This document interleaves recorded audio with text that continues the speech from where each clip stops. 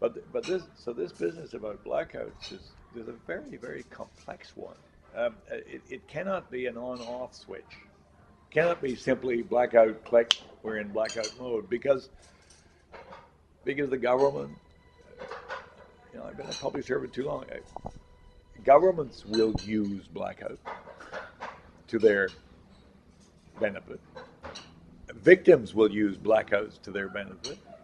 Captors can use blackouts to their benefit. Victims' families have to negotiate their way through all of that. So in other words, while I think the Canadian media ought to behave responsibly, and we'll get into that, I also believe there may come a time when you need to break that blackout to achieve other ends.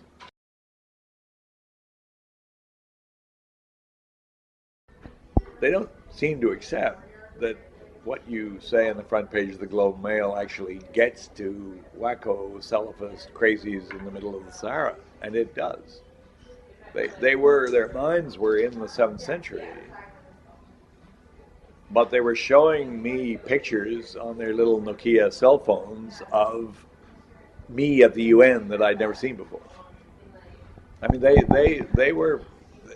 have their own media arm called El Andalus, which is the media battalion of Al Qaeda in the Islamic Maghreb, and they have their own magazine. They are quite effective manipulators of mass market media. The New York Times have a policy which they applied mercilessly, and this was their guy, absolute blackout in their own paper, and they pressured everybody else to follow suit hard, and it did. They didn't report it. It almost nobody knew anything about David Roddy. And it's interesting because of the blackout thing. So it really, as a comment on, and here it is, the American, or I would argue the world's newspaper of record, is deciding that blackouts are the only way to go. And what of course they don't tell you, and nobody will tell you, and nobody tells you about these things, rightly so, is they're not telling you about what the New York Times position is on paying ransom. And of course, that's relevant to the issue of blackouts. So, I mean, the New York Times, just like virtually every government in the world, will have you believe that they don't pay ransom. And in this case, I think they did not pay ransom because he escaped.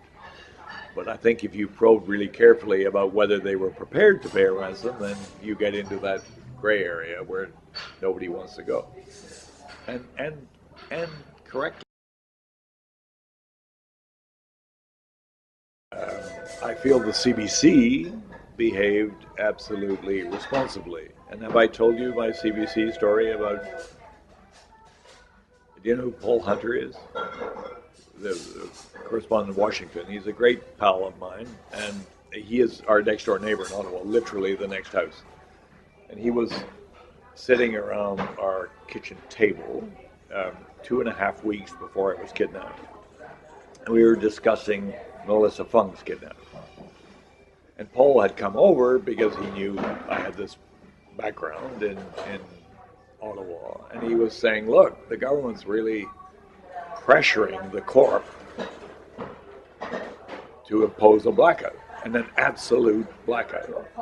To impose a blackout refund.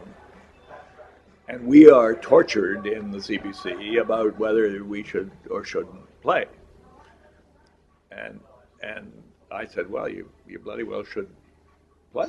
The government is right. I mean, there was speculation about whether Fung was taken really by the Taliban or just by bandits and whatever. And obviously, if it's just by bandits, it might be easier to deal with, but no less expensive.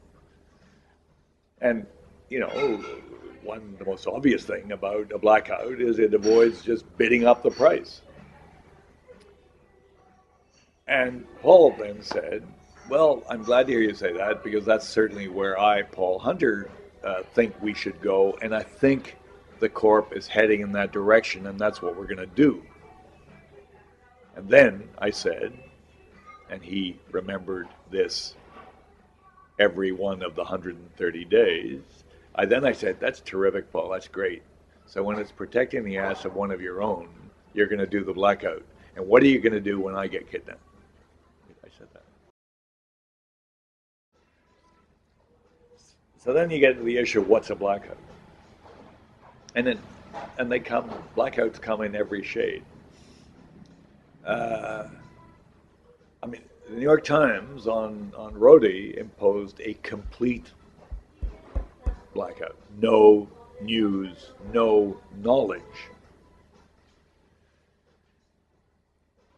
What the conclusion, which I found very unsatisfactory, of the Federation of Journalists seminar was, well, blackouts maybe, but what about if the family doesn't want a blackout? And I've raised that possibility kind of later in the case. I mean, the family may break the blackout for their own tactical purposes. But B, if there's supposed to be a blackout and some journalistic organization breaks it, is it then open season for everybody else? And of course, there's a variation on B, which is, what if the breaker of the embargo was never bound by it, like a foreign agency? AFP is not going to be bound by a Canadian government blackout. So the Canadian government can urge the French government to put pressure on AFP to say, but to what extent, therefore, in today's globalized world, is a global blackout realistic or imposable?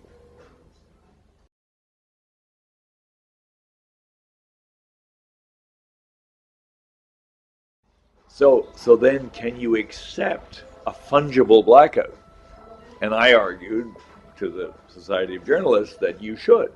In other words, the blackout we're talking about is a Canadian blackout. And if AFP has a story on the wire from Mali, that doesn't give you, the Toronto Star, the right to suddenly go crazy. Yeah. Which is what they did. Well, the Globe did. And the Globe was writing breathless, speculative stories. So next question, read blackouts. Blackout of what?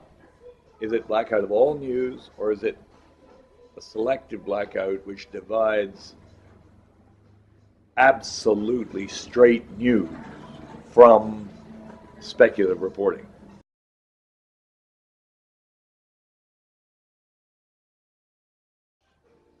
While I was out there and not knowing much of this, a group of my friends, quite a significant group, wrote the editor of the Globe and told them to cease and desist, and he told them to piss off. So, but that's again part of the blackout discussion. And they were not saying blackout; they were saying be responsible. They didn't say don't report anything. I mean, if Louis or I had been beheaded or something, our captors would have made that public. And is it reasonable to report that fact? I think it is reasonable to report that fact, but don't tie to it any great breathless interpretation of what that means.